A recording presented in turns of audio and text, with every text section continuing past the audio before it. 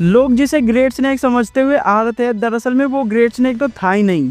वो एक ऐसा डेथ वर्म था जो इंसानों को खाता है। तो जैसे ही एपिसोड 2 की स्टार्टिंग होती है तो देखते हैं ओकारोन खुद की जान लेने की कोशिश कर रहा है, लेकिन जीजी को समझ में ही नहीं आ रहा होता है कि आखिर ओकारोन ऐसे कर क्यों रहा है, और जीजी ओकारोन को रोकने की कोशिश करता है। और ऐसे ही ओकारोन कई बार अपनी जान लेने की कोशिश करता है। और फिर हम देखते हैं ओकारोन के बाद मोमो भी खुद की जान लेने की कोशिश करती है, लेकिन वो बच जाती है टर्बो ग्रैनी के चक्कर में। लेकिन अगेन से जीजी को समझ में नहीं आ रहा होता है कि आखिर ये दोनों ऐसा कर क्यों रहे हैं। और फिर टर्बो ग्रैनी बताती है कि ये जो अर्थ वॉर्म है ये किसी टाइप का साइकिंग वेव रिलीज कर रहा है, जिसके वजह से लोग अट्रैक्ट होते हैं और अपनी खुद की जान लेने लगते हैं। एंड फिर जीजी रियलाइज करता है कि शायद इसी की वजह से मेरे पेरेंट्स ने भी जान ली थी। और फिर उसके बाद जीजी मोमो और ओकारोन को दोनों को बांध देता है। और ये जो डेथ वर्म है ये ओकारोन, जीजी इन सब की आवाज नहीं सुन सकता, लेकिन घर में किसी भी गिरे हुए चीज की आवाज ये सुन सकता है, और उसकी वजह से इनके ऊपर वो हमला कर देता है। लेकिन आखिरकार जीजी इन दोनों को बचा ही लेता है और इन दोनों को उठाकर भागने लगता है। लेकिन इन दोनों को लेकर के ज्यादा देर तक वो नहीं भाग पाता है, और एट द एंड में ये डेथ वर्म इनके सामने आ ही जाता है। लेकिन उसी टाइम पे किसी टाइप का कर्स पावर आता है जीजी के सामने और उस डेथ वर्म को रोक देता है। वेल, कौन है ये, चलो जानते हैं। और उससे पहले अगर तुम चैनल पे नहीं हो तो सब्सक्राइब भी कर देना, और उम्मीद करता हूँ कि वीडियो को लाइक कर ही दोगे। Now start the video. तो जैसे ही मोमो और ओकारोन होश में आते हैं तो देखते हैं वो श्रापित शक्ति और डेथ वर्म एक दूसरे के सामने है।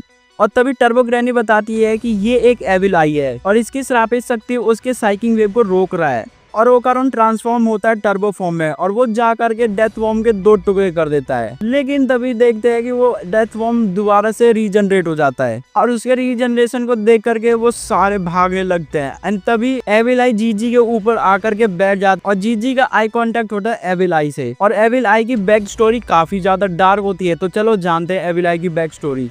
एविल आई आज से 2 साल पहले छोटा बच्चा था और उसे चुना गया था अगली बलि देने के लिए ग्रेट स्नेक को। इसीलिए उसे एक कमरे के अंदर कैद करके रखा गया था, और वो उस कमरे से बाहर झांक करके देखता था कि छोटे छोटे बच्चे बाहर खेले, और उसका एक ही सपना था उन बच्चों के साथ खेलने का। और आज से 200 साल पहले वो वोल्केनो फटता है और एविल आई की बलि दी जाती है।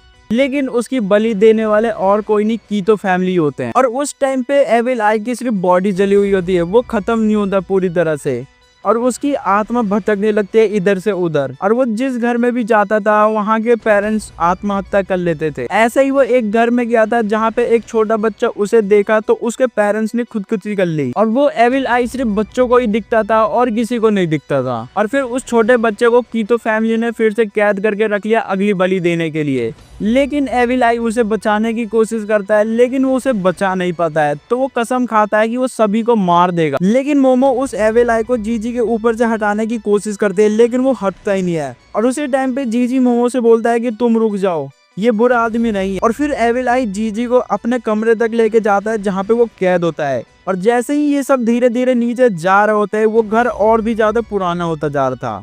लेकिन जीजी आखिरकार उस कमरे तक पहुंच ही जाता है जहां पे उस एविल आई को कैद करके रखा गया था। उस कमरे के अंदर वो जो शरीर था एकदम से गल गया था। एंड फिर वहां पे एविल आई अपनी रियलिटी दिखाता है कि कैसे वो उस कमरे में कैद था और उसे बस एक बार खेलना था। और फिर उसी सपने के अंदर जीजी रेडी हो जाता है एविल आई के साथ खेलने के लिए, और बस यही चीज एविल आई को सुनना था। और फिर उसके बाद एविल आई जीजी के शरीर पे कंट्रोल पा लेता है। एंड नाउ ये है आज के एपिसोड 2 का फर्स्ट पार्ट। नाउ अब वीडियो को यहीं पे खत्म करते हैं, नेक्स्ट वीडियो में इसके बाकी के पार्ट को कवर करते हैं। और ये वीडियो थोड़ा सा भी इंटरेस्टिंग और इन्फॉर्मेटिव लगा हो तो वीडियो को लाइक करके चैनल को सब्सक्राइब कर देना। मिलता है किसी और नेक्स्ट पार्ट के साथ, तब तक के लिए टेक केयर, बाय बाय।